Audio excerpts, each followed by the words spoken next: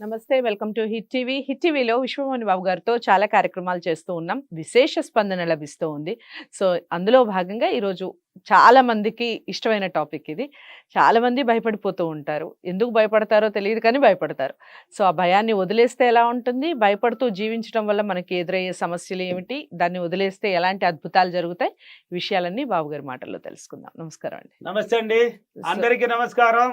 నా క్లాసులు హైదరాబాదు, విజయవాడ, రాజమండ్రి, వైజాగ్, అనంతపూర్, కర్నూలు, తిరుపతి, బెంగళూరు అన్ని చోట్ల ఉన్నాయి. బాధల్లో ఉన్నవాళ్ళు, కష్టాల్లో ఉన్నవాళ్ళు, ఏ సమస్యలో ఉన్నవాళ్ళు అయినా ఒక్కసారి నా క్లాస్ అటెంప్ట్ చేయండి. మీ తలరాత మీరే దేవుళ్ళని తెలియజేస్తాను. ఇక్కడ మంత్రాలు లేవు, తంత్రాలు లేవు, ఏ చిటి తంత్రాలు లేవు. నీలో ఉన్న మైండ్నే, నీలో ఉన్న గొప్పతనం ఏందని తెలియజేస్తుంది నీ మైండే. నీ ఇన్నర్ మైండ్ని వాడుకునే విధానమే లా అట్రాక్షన్. కాబట్టి ఒక్కసారి కలవండి. కాబట్టి మీరు ఏదైనా సరే భయపడుతూ ఎన్నాళ్ళు జీవిస్తారు? అదే నేను అడుగుదాం అనుకుంటున్నాను. చాలా మంది చాలా విషయాల్లో భయపడుతూ ఉంటారండి. ఇప్పుడు మనం ఎక్కడికైనా కొత్త ప్లేస్కి వెళ్తే ఈ ప్లేస్ ఎలా ఉంటుందో ఏంటో అని భయపడతారు. కొత్త జాబ్కి వెళ్ళినప్పుడు భయపడతారు. ఈవెన్ కొత్త ఫుడ్ తినాలన్నా కూడా ఏం జరుగుతుందో ఇప్పటి వరకు మనకు అలవాటు లేని ఫుడ్ కదా అని భయపడతారు.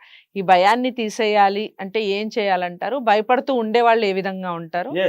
భయపడుతూ జీవిస్తే ఆ జీవితం నరక జీవితం, అంటే పనికిరాని జీవితం. అది ఎన్నాళ్ళు భయపడతామండి? భయపడుతూ జీవించడానికి ఒక రోజు చనిపోవచ్చు, వాళ్ళు ఉండాల్సిన అవసరం లేదు. భయపడి జీవించడానికి పుట్టాం మనం ఈ భూమి పైన.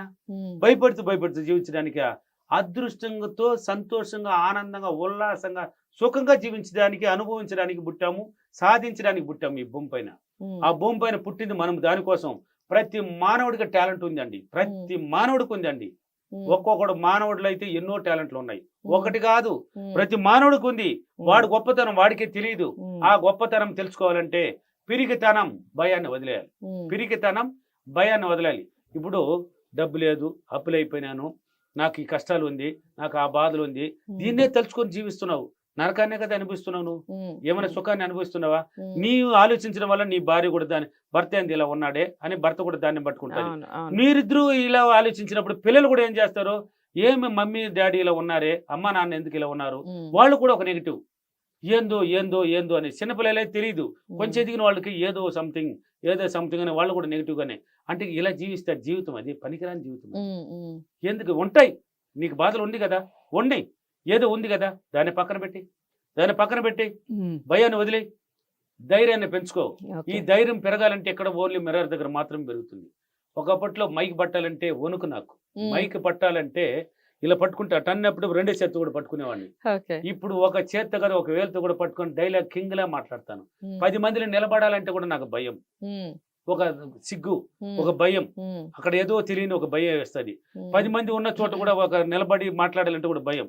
ఈ రోజు జనాలు నా ముందర కూర్చుంటే కింగ్ లాగా మాట్లాడుతున్నానంటే ఎవడు వీడు అంటే నేను ఎవరని తెలుసుకున్నాను. నాలో ఉన్న భయాన్ని పెరిగితేనని పక్కన పెట్టేశాను, తరిమేశాను. దీనికంత కారణం ఆ మిర్రర్. నా గురించి నేను మాట్లాడాను.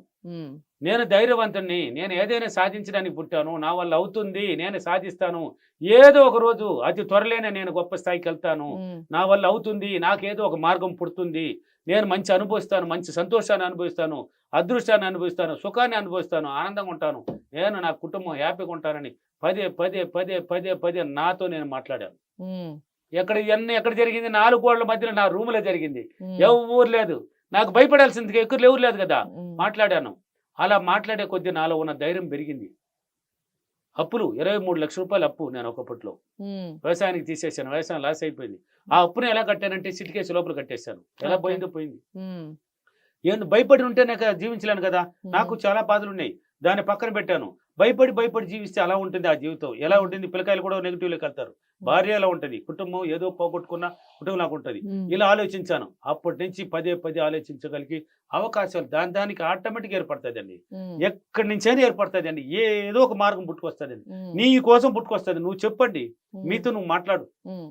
నా కోసం ఏదో ఒక దారి పుట్టే తిరుతుంది, ఆల్రెడీ ఉంది రెడీగా. ఆ దారి నా దగ్గరికి వస్తుంది. ఆ దారి నువ్వు పుట్టిన ముందే పుట్టేసింది. ఎప్పుడు కానీ ఒక క్వశ్చన్ పుట్టక ముందే ఆన్సర్ పుట్టేస్తున్నదండి. ఆన్సర్ రెడీగా ఉంది, తర్వాత క్వశ్చన్స్ అనేది వచ్చేది. ఆన్సర్ రెడీగా ఉంది, ఇప్పుడు నీకు దారి రెడీగా ఉంది. నువ్వు ఆ దారి మీద ఎప్పుడైతే ఫోకస్ పడతావో అప్పుడు తీసుకెళ్తుంది. కాబట్టి భయపడితే జీవిస్తే ఆ నరక జీవితంలో ఉంటుంది. అదే నువ్వు ఆ భయాన్ని తీసేసి ధైర్యాన్ని పెంచుకొని జీవించినావంటే అప్పుడు ఆలోచించు.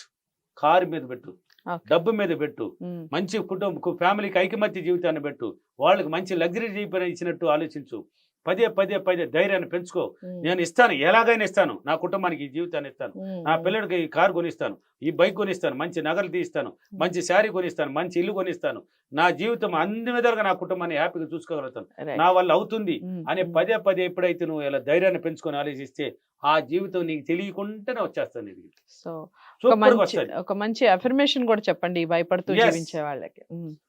నేను ప్రతిరోజు ధైర్యాన్ని పెంచుకొని సంతోషంగా, ఆనందంగా, ఉల్లాసంగా నేను నా కుటుంబం ఐకమత్యంగా ఉన్నందుకు, సంతోషంగా జీవించినందుకు డబ్బులకి, విశ్వానికి చాలా చాలా కృతజ్ఞతలు. Thank you money. ఓకే.